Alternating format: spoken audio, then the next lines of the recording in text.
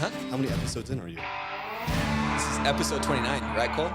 Episode 29. Okay, that makes sense because So yeah, we're learning. It was kind of funny. So this is this is season 2, technically, because Cole got in here. So Cole Clark, everyone, is new to the Hallows team and helped us redesign all this. And it's kind of funny because Cole, I didn't tell you this. I was looking at before I had done this logo, and then I just had white walls and the mics and everything. It worked. We got the production out.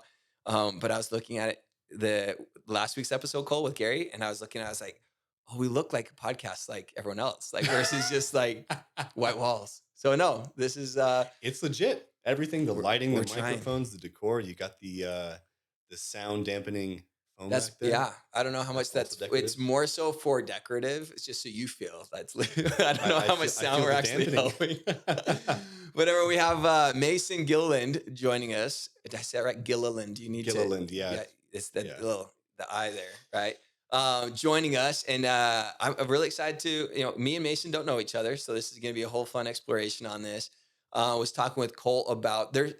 I feel, and maybe correct me if I'm wrong, but I know a lot of different outfits. Um, I have some experience with like short-term rental management companies in like Sedona, where I know Mhm. like how Sedona.org. Do you know those folks? No, I don't. They manage like 150 rentals in Sedona, and just like they specialize in like Sedona. And so I've had some exposure there, but I didn't think that there's anyone running short-term rentals at that high of a scale. I know of like large long-term management companies, but I didn't know if anyone was running short-term rentals at that large of a scale here in Flagstaff.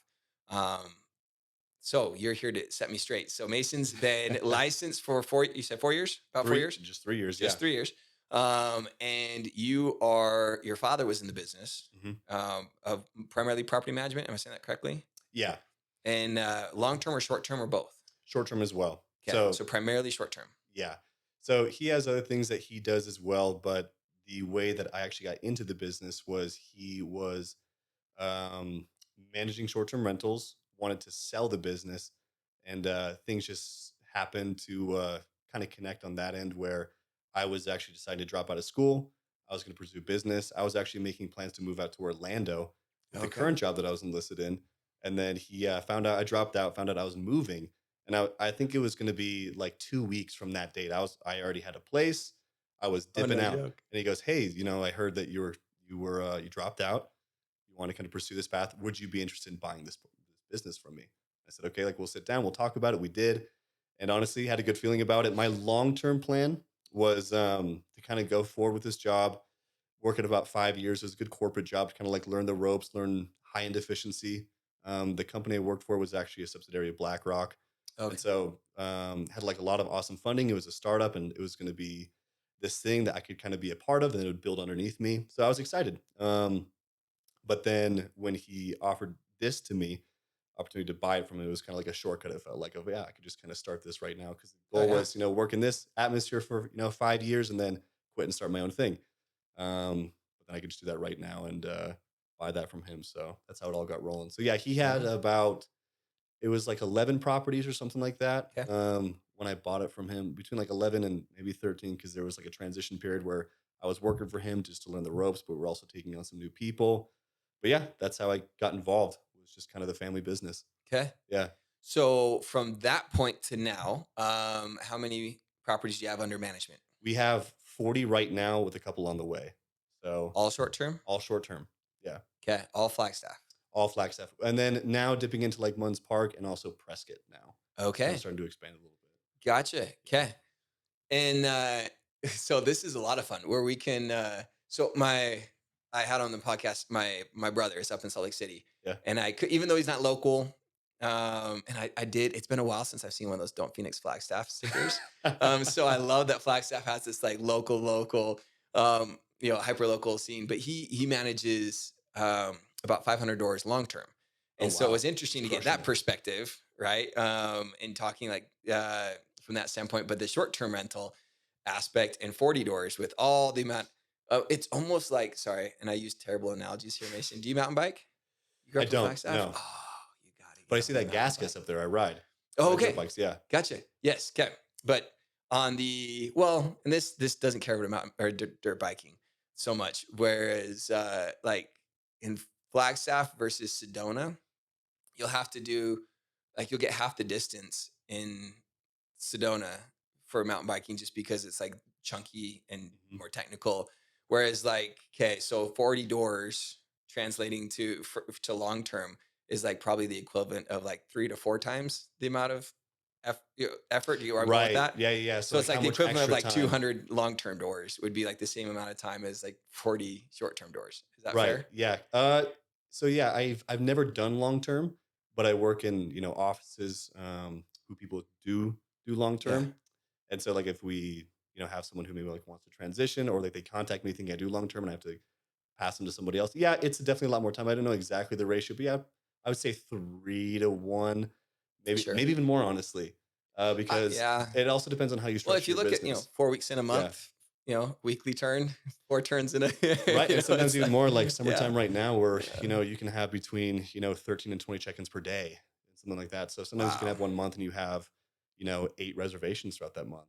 Okay. And then the way that we like to do business is we actually like to visit the property every single turnover. So either me or my assistant is out there between every single reservation, right? Yeah. And so yeah, it also just depends. Some people they do monthly check-ins. We just feel that we can have a better handle on things if we get eyes on the property a lot more frequently, Yeah. and we get better and more consistent customer feedback and experiences that way, to where we can just have lots of eyes on the property. Everything is just really refined before people step in for their vacation. So yeah, maybe even more. So it's very time consuming. Yeah. Yeah. And I'm gonna be careful on this because I have a lot of opinions, and I'm in a related industry, but I'm Yeah. not in your hot seat. And that's where I think it's important for a lot of people to where, and the same thing happens in mortgage, right? Is that Yeah. everyone thinks, oh, like I saw something on Facebook, or I, read this article and I totally understand, or I read what the city's doing with short-term rentals. So I Hmm. totally understand this dynamic, or my husband's brother's sister's uncle we had a short term. And I always love past tense on things too. Yeah. When someone's like, "Oh, I know someone that used to have it's like, well, if they used to have a short term rental and they sold it, like, obviously, were they really killing it? And Right. so Like, was it actually working out for them? yeah, and Yeah. so a lot of people have where I'm going with this is a lot of people have opinions about short-term rentals Hmm. in a lot of different capacities and have experiences whether it is on the peripheral of like someone was illegally doing it in their neighborhood or they love booking their own short like I can't like what I go to really quick is like pizza on a hotel bed. Like I told you I have 4 kids, and if we book anywhere that is not in an Airbnb and in like a house with a kitchen and separate kids rooms because we got an army there. 4 is like the new Catholic 13 or something, right? And so like I every time we've had like booked a hotel with our kids and had like booked a separate adjacent a conjoining room or like a suite or something, we will have food all over their beds because they don't have like it's just what happens like and so it's a model that's not going away. Hmm. So I'm going to ask you a bunch of questions then from your standpoint, your hot seat. Is the market of short-term rentals evolving? I mean, and specifically here, Flagstaff, right? And our economy is going through a lot of shifts right now as well. Hmm. We've seen a lot of shifts in real estate that have played into the dynamic of short-term rentals. Is that market changing? And if so, where's it going in the next 12 months and maybe like 5 years? Yeah. So as far as just kind of overall upsides, downsides, it's always going up. Airbnb is a publicly traded company, so you can look at the numbers that they report, how many stays and reservations that they have for every given quarter, every single year. And the trend is right now, Airbnb is only getting more popular and going up. And then you have things where if you want to get onto the kind of micro side of things of just Flagstaff, where you see a lot of people jumping on the Airbnb train, especially during COVID, Yep. where people were working from home, they're able to travel. So you see a lot of things shifting simultaneously, but Airbnb overall isn't going anywhere. It's only going to go up. We only get more reservations, a lot more people traveling, a lot more people who are getting kind of brought into the culture of doing it. Because a lot of the time it's a lot better than hotel, especially if you have a family. Like you Yeah. said, Yeah. pizza on the the hotel bed. Pizza on the mattress. You No have just good. kind of a home-like atmosphere. It can be a lot more relaxing vacation, a lot more easy to handle. So the trend is going up. What you kind of saw during the COVID era is you had a lot of people who could see that Airbnbs were very profitable, and they try to jump on that train. And so there's a lot of things that happen simultaneously that can definitely dictate or shape someone's opinion on how successful they can be, how their experience was for them personally. Some people had negative experiences where it didn't maybe make as much money as they thought it would. And then some people who are absolutely just crushing it. So, yeah, I hear also a lot of different things about it. And I like to think it's like, hey, what was your experience? What did you do? How'd you operate it? Because really, it's like you're operating a small business. Yeah. And so everyone's Yeah. going to operate that differently. And some people are going to be better at it than others, right? Yeah. Um, or they're going to provide more things in their home that are attractive. And so, yeah, a lot of things that are evolving, but I think it's for the better. And right now, I think a part of that evolution is you're going to see a lot more higher end products come onto the market. I think what you see right now is a little bit of oversaturation, which is kind of what most people hear. And I think it's true to a degree. But as a result of that, what really happens is a lot of homes that were really banking on just astronomical record breaking numbers consistently like we had during COVID. But then now that people have more options and that now that people get a little more picky because they have more options, these homes that maybe weren't as great of a solution for people are going to start kind of falling off to the edge. So it's not going to be that your home can't be lucrative. It's like we see these kind of lower players starting to fall off where they're Yeah. not willing to make the investment. Maybe there's a lot of upkeep that's getting neglected that were just kind of temporarily sustained by the circumstances of COVID that are now just kind of getting taken off the market by just natural selection. People just don't want to stay there because they have better things available to them. Yeah. No, I'm glad that you that you agree with all my viewpoints.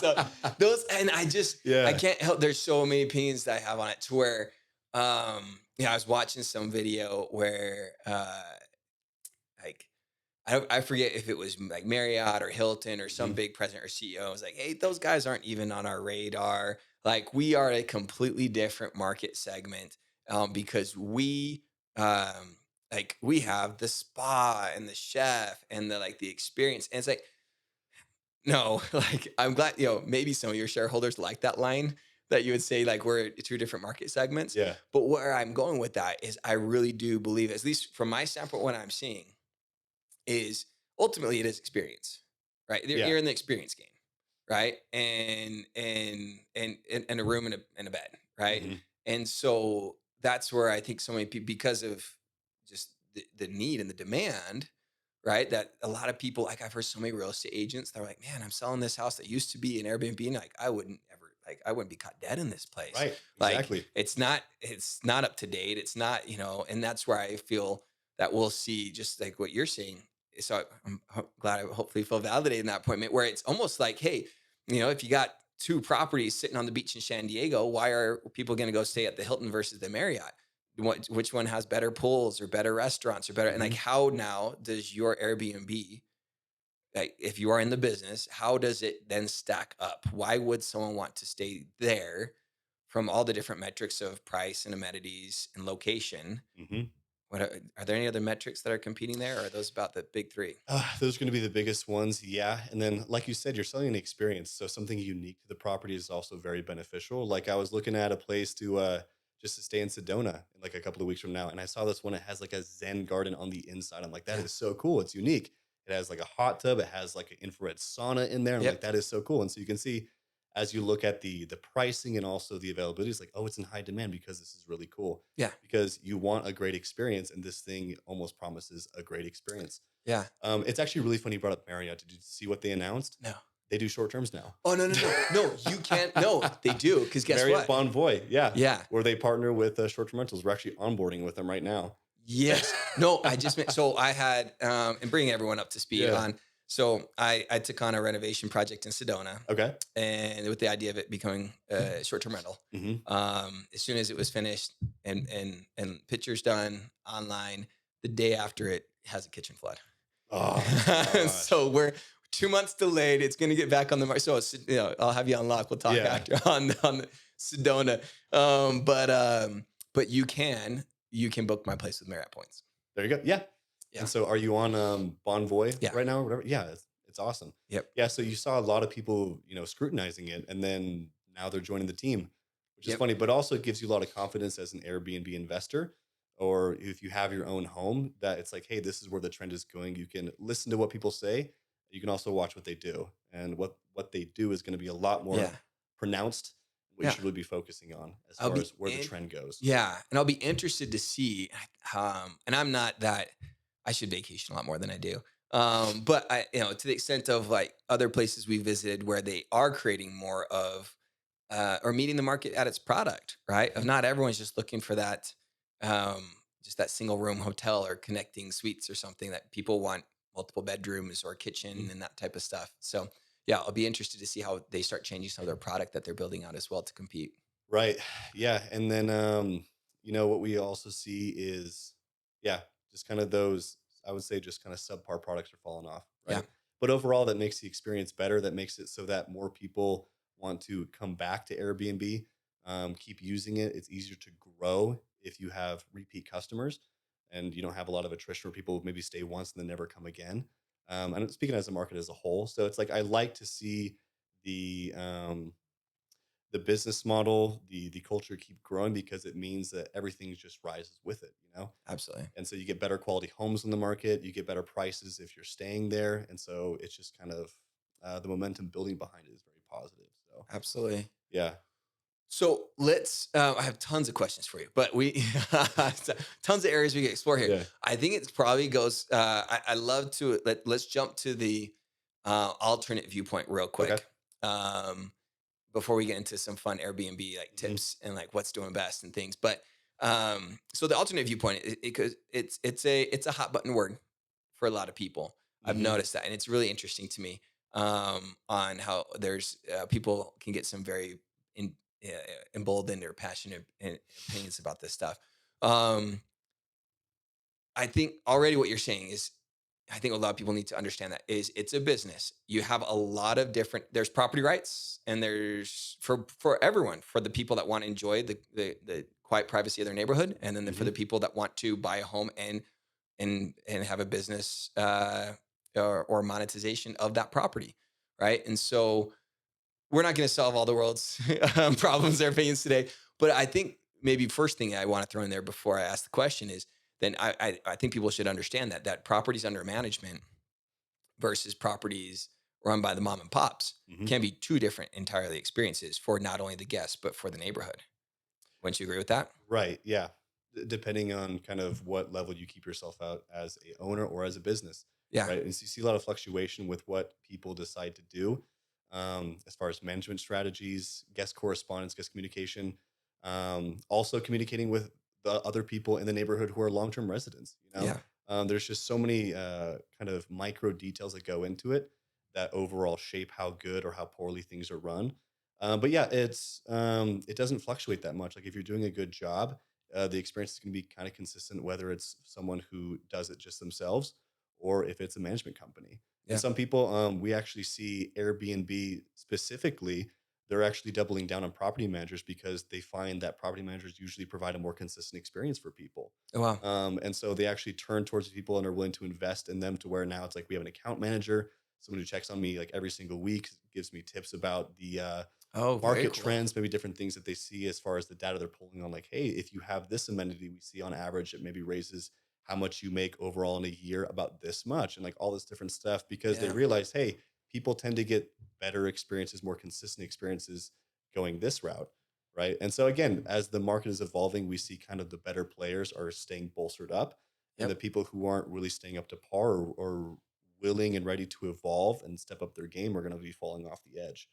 Um, Interesting. but yeah, but if both people, a management team or a homeowner are both doing their jobs well, the experience is going to be pretty much the same Yeah. as it should. And Yeah. that's actually what we try to stick to. And with the and it's been kind of the wild west in a lot of hmm ways, right? Even in the like the lending world, and with and just I mean with the sheer evolution of whoever was slicing and dicing up hmm city zoning and planning and building didn't have that on the radar, Oh and no, I and mean this so is a pretty new thing. exactly. Even though it's been around for a while, it still feels like, well, then all of a sudden here Flagstaff is.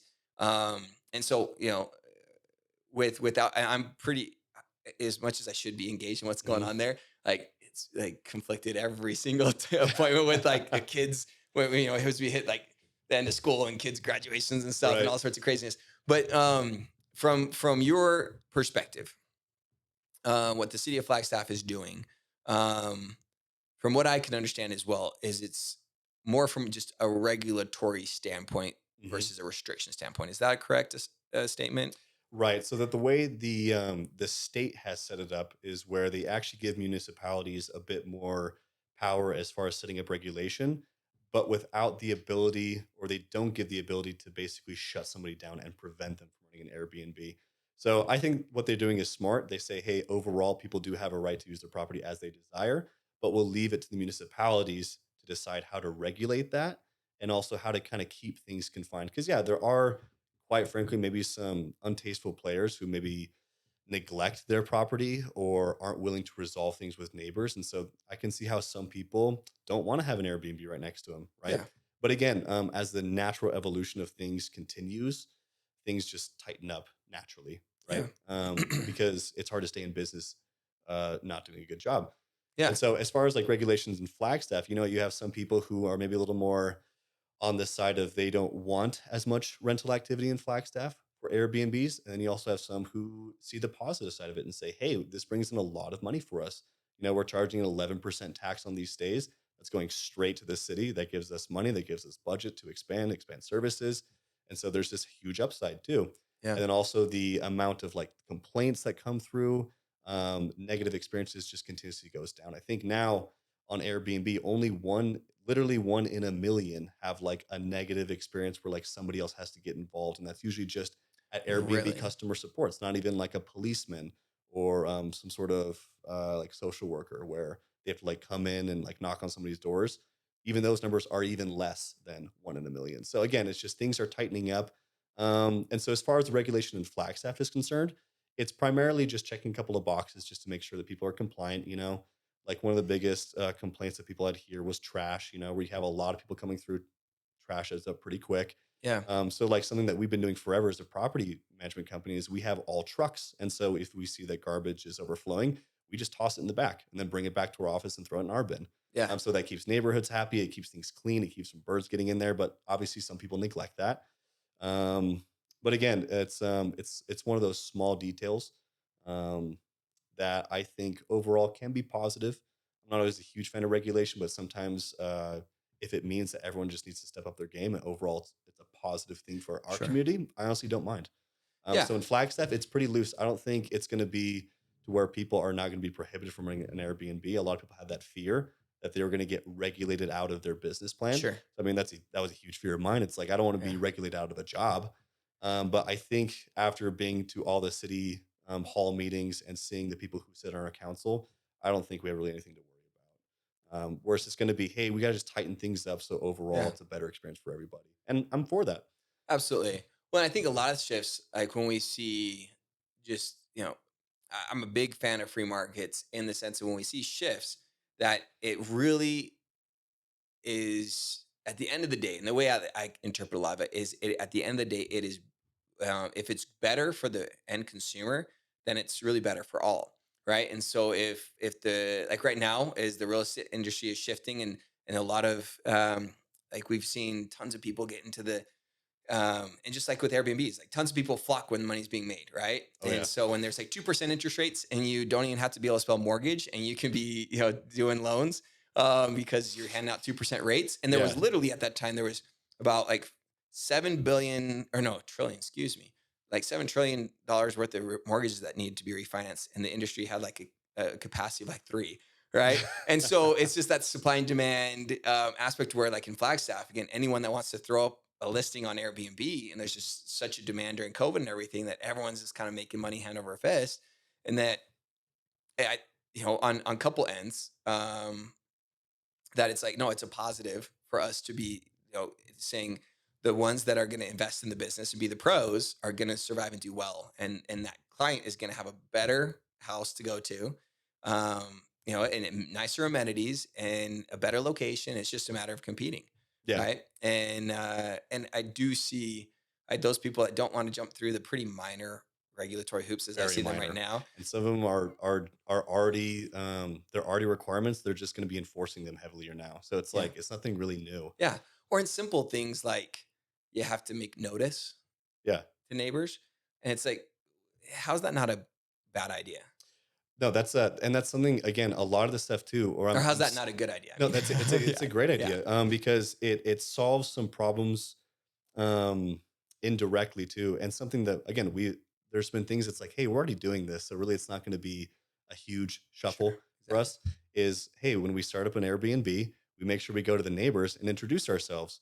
Um, speak with Novel them. They idea, get our huh? number. Not an awful idea, because one thing it does, I think it just shows the neighborhood. It's like, hey, these people are concerned.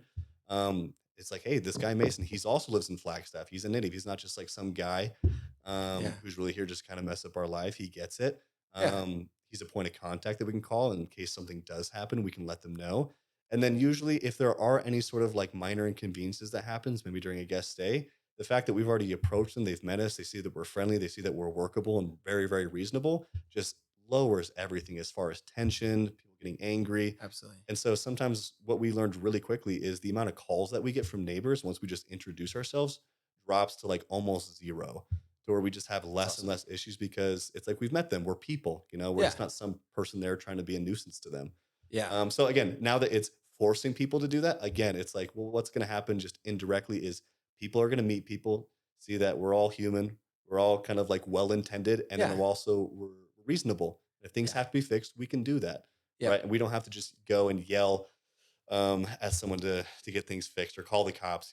Just so yeah, I think overall Yeah. it's a very Well, positive I think, feeling. and that's like you say, on both ends of that is like, no, you don't want people partying as they should, against No, agreements and things at the no, house, and they don't want to be disturbed. So it's a let's team up together to have it be a suitable situation for yeah. everybody. Like literally my pitch when I meet someone, I said, "Hey, if they bug you in the slightest, just let me know, and I don't care if it's 1 in the morning. I don't care if it's on a holiday. Just let me know because we want to Yeah. make sure that you're taken care of. Like we respect your Yeah. privacy, we respect your rights to enjoy your own home. Just let me know." And they're like, "Oh, that's so cool! Like no one's ever done that before." So now that the city kind of just has that in place, I think overall that's just going to help relationships a lot in Absolutely. Flagstaff. Yeah. Yeah.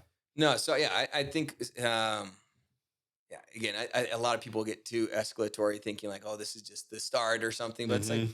oh, Yeah. we don't have to get too concerned, right? Yeah. It's yeah, and I was actually speaking with an attorney who explained a situation of, and this is all public record knowledge. They weren't giving me any insider here on that in the city of Williams. That someone did you hear about this one? That someone booked an Airbnb, went in and took all the furniture out, moved their own stuff in, and started squatting. And that the city of Williams, what they've done with some of their regulations was not just like be the bad guy, but to say there was not a lot of statutes to protect then the homeowner at that point, Interesting. right? Because it was so wild west on how that booking had When happened and was some this? different things. This is just this is within the last year, I Really? think so. Yeah, I can connect you with that attorney if you need Interesting. to Yeah, know. because I've only had one circumstance like that where usually they need some sort of definitive. Did they? My first question typically when I hear stories like Yeah. this was it, hey, was it through a regulated site or was it like they See, I don't called? know. I don't know all the details on it. So that's the thing is the most common issue you see with squatters is when Uh, people approach them directly and say, "Hey, okay. like, is it okay if I just stay for a week? I'll pay you direct." And they say, "Okay, cool." They send them the money, they Zelle it, they Venmo it. Then they get down there and they have no paperwork that says, "Hey, this is your official begin and then end time of your lease." So if you book Yeah. through Airbnb, you're protected, Yeah. Yeah. right? In Yeah. fact, So there's that where circum primarily most of your business then comes yeah. from through So Airbnb? 80% of all of our business goes through traditional sites, like Bonvoy, VRBO, Airbnb, TripAdvisor, kind of like anywhere we Yeah. can. We run about Yeah. 14 different sites right Okay. now. And then we have about, between 5 and 8 just direct bookings of we let people know once they're there, hey, if you want to come back with us again, you can book through our site. It's a little bit cheaper for you. We spare you some fees. And then they also kind of absorb some of our costs. We meet in the middle. We make a little extra money. They save a little extra money. And then we have repeat customers coming through Yep. more and more. But Yep. Yep. when we do direct bookings, we make sure that they have Oh, agreement you've and they been here. sign it, right? And Yeah. so it's like we cover our bases with that. Exactly. But that's usually when people tell me those stories. My first thought is it probably wasn't through a site because if they have that, just that little piece of paper that says, "Hey, they check in May 28th, they lead June 1st," that's all that a policeman needs to just kick them out. Gotcha. So, Yeah. yeah. So they must have something wrong with And that one. it's also one of those things where I tell people, I'm like, you know what, these Airbnb horror stories, they're like shark attacks, right? Sure. How Sure. often does a shark attack happen? I think it's like 12 times a year, maybe like Yeah. that. But the idea of it is really scary, and that's why people focus on it. Not that Wasn't it's trying to share fear I porn know you're out there. totally fine. No, but no, that's what I tell people Yeah. because they were when people are, onboarding, their home is getting ready. We're kind of starting to transition to becoming live on Airbnb. They're like, okay, how do we mitigate partings? What about damages? I say, hey, 99.9% of the time it's going to be perfectly fine, right? But then you do just hear these things that, I mean, sometimes they even happen in Arizona or Flagstaff. Someone's like, hey, we heard about this thing in Wisconsin that happened where, their couch got set on fire. It's like, hey, that's just one thing that happened way out there. And again, Yeah. the chances is literally 1 in a million. Yeah. Most of the time it's going to be perfectly okay. Oh, exactly. So that one in Williams is interesting. Yeah, the Yeah. squatting. Yeah. Exactly. No, so that yeah. So anyways, I don't think regulation is necessarily like a bad thing, Yeah. right? But let's get back to the fun side of it though, and the exciting part where people, so outside of the you either agree or disagree with it. Yeah. But hopefully, as far as people looking to get into it. So curious, and without giving any trade secrets away, what are the properties that you're managing that are doing well? Right. So people are thinking, hey, I'm going to get Yeah. into this. And I've talked to certain clients where it's like, hey, I'm going to get into this and we're going to go like, a discount route on furnishing this place or like and then, there's all sorts of different spectrum on Mhm. that. So where do you think if someone was setting this up where, obviously they should just give you a call, but, hand it over, that's the step one. But really, if they're working to look at, should they be prioritizing how much, prioritizing location versus the amenities versus the quality of furnishings, like what's bang for your buck? Yeah, no. And then as far as like discussing this stuff, like I'm a complete open book. I geek out on this stuff a Yeah. lot. So I Yeah. like talking about it. Yeah. Maybe to my own detriment sometimes. But Exactly. but like what I tell people first, I'm like, you know what? Because some people contact me where they're not even looking to invest in Flagstaff. They say, hey, we're just thinking about this. We heard you do this. Yeah. So and so pass us your number. Can we pick your brain? And I say, okay, the first thing you do if you want to outsource, pick a local management company. Don't pick any sort of corporate office that's being operated out of LA or New York and they just kind of work here. They're really expensive. They do an okay job, but they're really expensive, and that's going to obviously detract from your goals. But as far as kind of picking out an Airbnb, when I'm talking to a potential client where they're looking for a home, they haven't bought one, but they know they want to do a short-term rental. I say, hey, I can't give you any sort of financial advice, but if it was my own money and I was looking to make an investment, I would probably pick to a smaller unit, 1 to 2 bedrooms, right? Like a condo, like a really small house, or like a large grandiose house where you can sleep, 16 plus people. That seems to Okay. be Yeah. the homes that have the biggest ROI. But those are also just general kind of templated rules that I give people. Again, you can get in the nitty gritty and say, hey, but if you decide to go this alternate route, here's kind of what you want to do to prop yourself up and make sure you have a successful future. So I think just overall, on the shorter, um, or sorry, on the smaller units, what you have is you have the same demographic that would otherwise book hotels, like maybe it's just couples or a Sure. couple with an infant that they're traveling with, Sure. who travel a lot more frequently, maybe shorter stints. And so you have really high occupancy rates with, like a 2 bedroom condo or a condo with a loft. We have a lot of those in the country club where they come stay for like 1, 2, max 3 nights, sometimes a couple of weeks, even during the summertime. But you have like really, really good occupancy rate where sometimes we have 3 months straight without a single unoccupied night. And so that way, maybe you're charging a little bit less per night, but the amount that you make overall at the end of the month is much greater. So I think the ROIs are great on that. And then once you get into those really big houses where you can provide and stash a lot of amenities, like, hey, you got this huge house with a pool table, a hot tub, a ping pong table, a big yard, and then you're able to charge $1,000 a night. And so those unoccupied days don't stress you out so much because you're getting so much per night already. And so it's also just, less people have the kind of money to drop, $2 million in a house and then totally rig it up to make it super nice. Yeah. And so with fewer of those on the market, people have less options. And so they have to go pick between a couple that they do have, but they're always usually really good. So that's generally if I had, some money to throw around and I wanted to invest in a property, that's just typically the route I recommend. But if you do have, like a 3 or 4 bedroom house, 2 bathroom, I would say, hey, like a hot tub is usually one of the biggest things. We know that pet friendly and hot tubs are the two most sought after amenities in an Airbnb, Okay. right? It's There so you go. hot tubs, generally the rule of thumb in Flagstaff is it will raise your gross profit about 18% on average. Wow. right? That's Um, huge. but again, what I tell people too, I say, hey, this is my market. This is Flagstaff. When you kind Yeah. of dip into somewhere else, that's where I stick to more templated answers and less of like the nitty gritty specifics. Yeah. But again, I think no matter where you're at, a hot tub is obviously a bonus. Yeah. So you do have an initial cost for that. There is some upkeep, but overall, what it does is it helps you charge more per night. But then also, it's a huge amenity that people look for, and so they're more likely to pick your home over someone who doesn't have that, Yeah. right? And then also pet friendly. I mean, right now pets are huge. Everyone has a pet. Service Pets are animals, huge. and well, people Yeah. traveling with pets, it's a lot Yeah. more Yeah. common, Yeah. emotional support animals, and so it's a lot of people now are getting accustomed to traveling with their pets. So hotels now are even opening up to a lot of like, hey, you can bring your pet for free because it's such high in demand. Interesting. So that's really nice because what you can do is again, it's an added amenity that attracts people. Yeah. You can also charge a pet fee, of like $50 a night or something like that, Yeah. or different sites make you do it different ways where you have to charge either as a fee for the entire stay or you can price it out per night. But again, that's just like a little bit more income in your pocket at the end of the month that maybe equates to an extra couple $100. But again, it's just finding the little things that add up a lot over time. Sure. Sure. So what I would tell people too is quality will always best out quantity. Kind of what we talked about, these players that maybe aren't willing to invest in their home are starting to fall Yeah. off. Kind of like what we saw in the COVID area or the era for sure was, you had some people who were trying to buy a home, but homes were just selling super quick. And so by the end of the day, they would have to, bid 50, $60,000 over asking price. But what would happen is that they had to pull money out of the funds that they were going to use to stock the home with furniture, with amenities, just to purchase the house. And then they're left with Oh, nothing yeah. to fill it. Right. And so we kind of saw that issue of like, hey, you got the house, but you were kind of hoping that these sky high rates would just continue on forever. And that's the only really way that this business model works. So some people who say, hey, yeah, my Airbnb didn't work out. I said, well, what'd you buy your house for?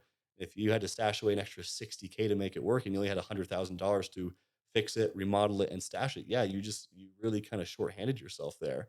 So we saw a lot of that where Yeah. it's like, hey, you got the house, but what you put on the inside is also very, very important and it will really set you up for long-term success or your inevitable kind of phasing out of the market. Yeah. No, and it blows my mind on because you can photography it Yeah. can be really sneaky, right? And Oh so no, no. I say photographers, they don't take pictures. They're magicians. They can make yeah. anything look amazing. Yeah. And Yeah. so we've luckily I feel like I have a pretty good uh I can sniff things out pretty good Yeah. where I'm like, hey, this thing looks I booked some places where I was like, okay, I've learned from some experience on that where I'm like, all right, now I know like this isn't really how it looks or and that what you should look, what I like to look for to feel like my wife does say I have a very good knack of booking the right places. Um but but yeah, that's the hard part when you talk about long-term success, right? Because just like a business, any other regular business is really built up on the backs of successful servicing of their product, right? Hmm. And building, acquiring or acquisition of new clientele as well as then having that repeat client. And so if you are, I had some family stayed in a Presidio Airbnb and it was one of those things that like had photographs really nice and they're showing me the pictures and then you're sitting in it, you're like, man, this like the furniture's falling apart and It's it's just just like, stained everywhere. There's like things are yeah, ripped up. yeah, Yeah. it's like that angle looked really good but then once you see the bottom of the chairs and how many, Yeah. it's all beat up and things, and so yeah, it really is. I think just kind of going back to that same theme of like people understanding that you're competing, you got to provide a quality experience, and at some point in time that if you're not going to be pro about it, you just aren't going to compete anymore. Right. Right. You know, I'm a huge capitalist, and so I'm a fan of it too. I said, yeah, if you're not willing to step up your game and stay consistent with it, you don't deserve the success. And we see those people start to fade out. And I remind people too. I say, they can leave reviews, right? Like people can come in if they feel deceived, they're going to let other people know Yeah, that that's what happened to them, and they'll say, hey, it wasn't clean, or hey, we showed up and the furniture did not look like it did in the pictures. yeah, And so that dissuades other people from showing up. It's like Google advertisements or like Yelp, other people can rate. And sometimes, you can see some reviews and you can go, okay, maybe that person was just like, well, having a bad day. like I tell people, like, when's the last time you shopped on Amazon? You bought something, it was great, but you go on reviews and someone, it was like the worst thing that ever happened to them. This flashlight ruined their marriage and gave their kid Oh, cancer. shoot. But you're like, hey, I had a perfectly good Yeah, experience with this yeah, flashlight. Same thing yeah, with homes too, where it's like every once in a while, yeah, you're guaranteed to have a bad review. yeah. But most people are able to see kind of past that, being like, hey, maybe it was just a one-off thing, or maybe this person was just not having a good time when Oh, they sure, checked in. sure. So, but again, if you just see it's like, hey, the last 4 or 5 of these are kind of saying the same thing, and there's a pattern Yep. built into how you do your business, and it's negative, well, then people are good at recognizing patterns, and they'll just book somewhere else. Yeah. So yeah, so I tell people, it's you got to be willing to kind of front it and then also maintain it once it's running. Because once it's going and you're making good money, sometimes it's very tempting to then take that money and then go to something else with it, buy a new car or a toy. But it says, hey, no, set enough aside to where we can maintain what got us here in the first place. Exactly. Um, And you got to evolve. You got to evolve with got the to evolve market. and keep adding things. It's like, hey, you might be good now, but 1 or 2 years from now, there might be a couple new players in the block that are totally just blowing you out of the water. So Yeah. keep adding to your success and just keep making that investment back into your home. Yep. Um, And so I would say, people who are really big penny pinchers and just like to band-aid things a lot, it's like, hey, this is probably not for you. Yeah. You're a slumlord. Put it to long term. Right. Like, hey, like the door doesn't work. Can we just kind of throw like a wooden dowel in there to stop it? And it's like, Yeah. hey, even though it works, right? It's like it's all about aesthetic. It's all about perception. Well, And again, yeah. because I go No, no, ahead. no, here you go. Well, it plays into the model, right? Is you are going to have? Would you say that you are probably likely to see anywhere from and it's very highly property specific, um, but anywhere from like a 2 to 4x on your ROI from a long term potentially, right? Right. If you run it well, it will make you a lot more money than long term. But if you run it poorly, long term is actually better for you. Yes. Right. Yeah. But in that same vein, is you can't say, hey, I'm going to make 2 to 4x the amount of income, but Yeah. I'm going to spend the same that like I'm going to replace the carpet every 15 years, right? It doesn't work that way, Yeah. right? That's your long term route, right? Right. You can't play the long term game and then win at the short term one. Yeah, make short term profits with long term expenses. Right. No, you're going to be short term expenses and you're going to be paying more. Exactly. Exactly. And so, I mean, and again, as the model becomes more refined and more people get accustomed to it, um, some people will try out Airbnb, do it once, maybe for like a year or two, but hey, this is not for me, and go back. And then maybe they say, hey, I didn't have a good experience or it didn't work out for me. But that's okay. It's like, luckily your home is versatile. Yeah, You can put it on the long-term rental market, and luckily Flagstaff is also great for that one too. yeah, So it's like, yeah, you can have options, but also what I tell some people too, especially if I'm kind of feeling them out as we're onboarding, I say, hey, just as general advice to people is, if you can't have success in maybe multiple ways, this might not be a good purchase for you, right? Maybe some realtors hate me for that, but I say, hey, look at all your options. If it can make money on the short-term rental, great, right? But also, if you can't cover your expenses on the long-term market, then maybe this isn't for you, because if both of those fail, you're kind of screwed. yep. Um, I say the same thing, but a different way. how So do you we say say it? we have the same mentality. I say exit strategy. Exit You strategy. always Yeah. have to have people are excited to get in, but you gotta know, you gotta think about the Yeah. exit. It's just like when you're a kid and like, hey, this is how the dirt bike Hmm. goes, but you gotta learn how to stop first before you just Right. learn to go. Right. Right. And so it's a matter of saying, yeah, we're gonna get into this, it's gonna be great, we're gonna all make profits, but if short term doesn't work, can you do long term? If long term Mhm. doesn't work, do you have equity to sell? Is it an appreciating neighborhood? Is there high demand? Or are Right. you putting yourself like so penny pinched in the Mhm. situation where that doesn't work out, then you're really in a financial hardship. Yeah, like stack the odds in your favor Yeah. as much as you possibly can, because that helps you sleep a lot better at night. And also, I found out that the people that I represent, the people who are, for lack of a better term, chill, I guess, about it, and like kind of Yeah. easygoing and set themselves up for success, Yeah. do better.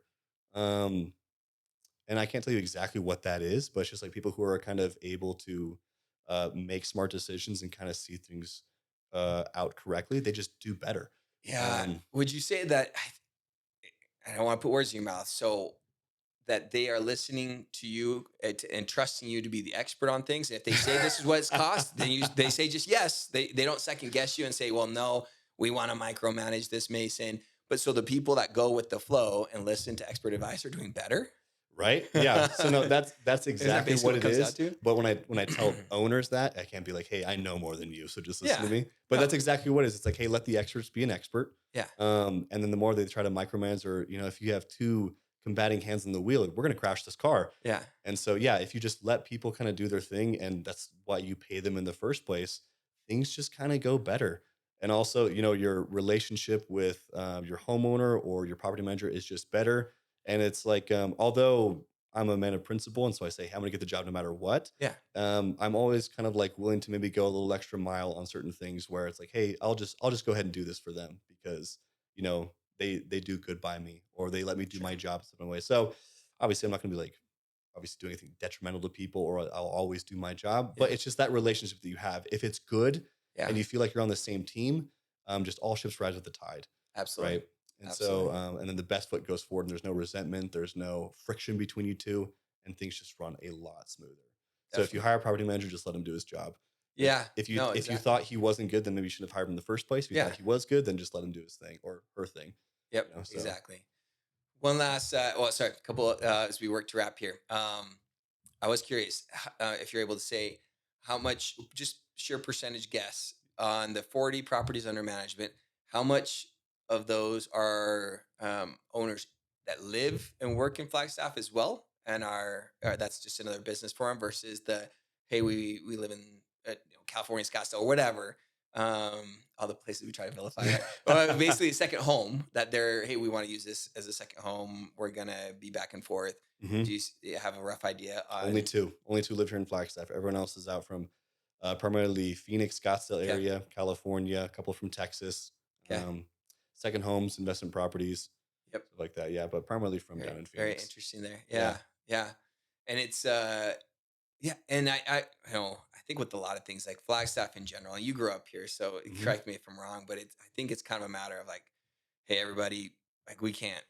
Where do you shut the door, right? Because if you guys would have shut the door, I wouldn't be here, right? 14 years ago, of like where Yeah. does Flagstaff and its growth, right? Um, and so it's we're dealing with a bunch of different things that are kind of, there's a lot of things that are inevitable, right? Hmm. We can't move Flagstaff, so its location of Powell, Grand Canyon, Sedona, the forest, the climate, the university. Like we have so many attractive things here that it's like, guess what? We're just getting more and more on the map. And so I think my perspective is um, that we just have to be collaborative and trying to figure things out together in this Hmm. growth. Short-term rentals are here to stay. It's sorry, sorry, not sorry. Like if you moved into a Yeah. neighborhood that if you bought in University Heights 20 years ago, and there's no HOA to restrict that, and your neighborhood's going to be, guess what? Your property values are higher because of it, right? You're a higher demand sector. I was talking with someone else on Mhm. the podcast when I was looking at Sedona, where I figured that you were paying about 150 to $200,000 more in a non HOA area in Sedona. Really, just That's so they that's couldn't get regulated out and not have an that's my Airbnb. guess. Holy cow, It's that's a significant. lot. It's significant. Well, that's huge. So it's like, okay, on one side of things, you might be mad about a little bit of noise every now and then that probably would happen with a normal neighbor Hmm. anyways, but you are benefiting from it financially. And everyone loves to hear that they're worth an extra 200K. Like no one doesn't like no one doesn't not like that. I don't know Yeah, what yeah, is it's it, not, but it's yeah, double negative. But yeah, yeah, yeah, yeah. no, it's a good thing. So it's just a matter. Yeah, I think it's a matter of us. Yeah, so I'm excited about have the conversations, let people be aware of it. But I think is a massive business opportunity. I'm Hmm. surprised that less people locally are under management with you. I think, and maybe it's because a lot of people are DIYing it. But I think more and more we'll see people maybe step off and say, hey, if we're really monetizing this, we can actually. This is uh yeah yeah, to the extent, so I file my taxes with the CPA even though I'm fairly financially astute, Right. to where I'm like, hey, if he finds one thing that he knows about that I don't know about, he's worth his fee, Hmm. right? And because he that's his expertise, and that's the way I think I'm interested in more and more people finding that out about, hey, yeah, you can DIY it, but if Mason knows a couple extra things as he's keeping up on this, and he can basically get you, even if it's the same rate of return with you then doing zero work. Exactly.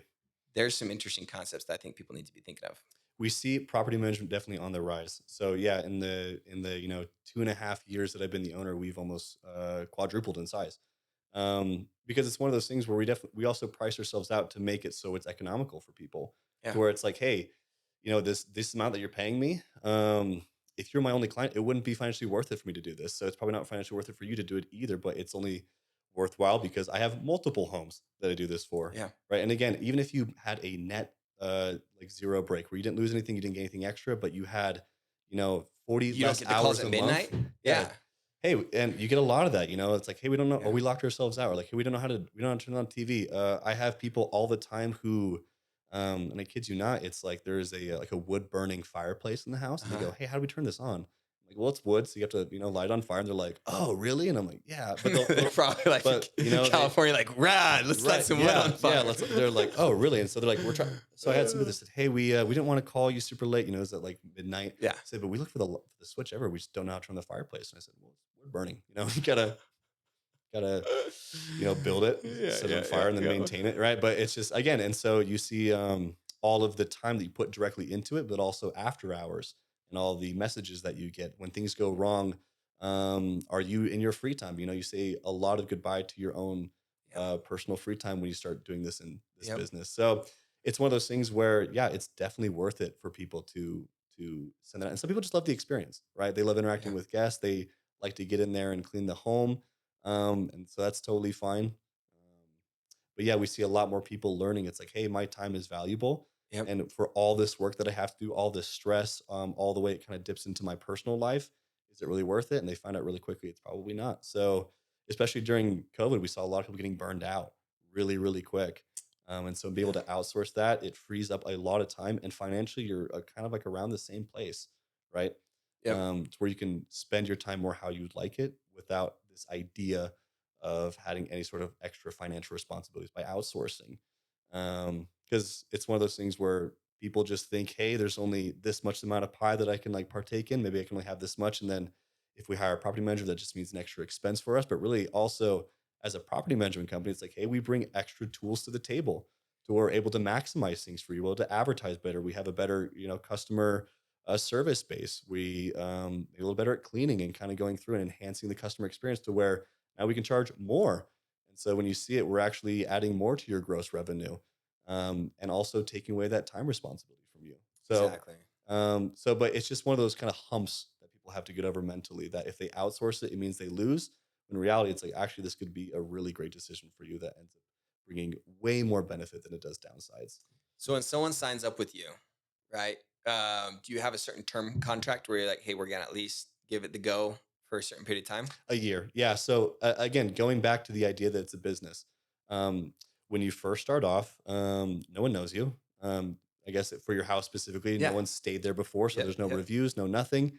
Luckily, when someone onboards with us, they can say, okay, this guy has, thousands of 5-star reviews, even though this home specifically doesn't have any reviews. This guy who manages it seems to be um, pretty consistent on the Sure. experience that Sure. he Sure. gives guests. But it's like you have to kind of build that momentum. And then as people come in, they like it, they have a great time, they leave a great review, they book again. And then you start to get momentum behind you. And then as more people book, again, you become higher in demand. You can start charging a little more for your rates. And it kind of builds and builds and builds if you're doing it correctly. Right. Absolutely. And so we tell people, it's like, hey, maybe for the first, depending on when we start, if we're starting in the slow season, maybe it takes a couple extra months to get this thing rolling. If we're starting, a couple months before summer, when all the travelers come through, it's a little bit quicker. So we say, give us 3 or 4 months to really get the ball rolling because there's other things at play just outside of what we do, what the house looks like. A lot of these things are determined by algorithms as far as where they're ranked. And so we learn the system, we learn the game, and then we play as best as we can. And then we make the micro adjustments where we need to. And then we get that momentum rolling behind you so that we have this long-term success where you're not just kind of buzzing up really quick and then fading out over time and you're kind of left Exactly. empty-handed. So it's fun. It's a lot of fun. But we tell Love it. people that's number one, it's like, hey, be patient with it. And so Yeah. going back to the finances, it's like, hey, be okay with maybe not making as much money as you're going to later for the first couple of months. That's going to happen. Yep. No one's making a last minute trip with 20 other their friends to Flagstaff in 2 days, right? Yeah. On a Exactly. Tuesday. So it's Yeah. like, hey, it's like Exactly. that's going to get booked out further in advance. So be patient with it. But Exactly. if you're doing things right, people will come back Love it. and keep going. Awesome, So guys. We'll give Mason Gilliland a call. Appreciate you coming on the yeah, podcast today, thanks for having me. Mason. It was fun. Yeah. Tons of education there. Yeah. Thanks.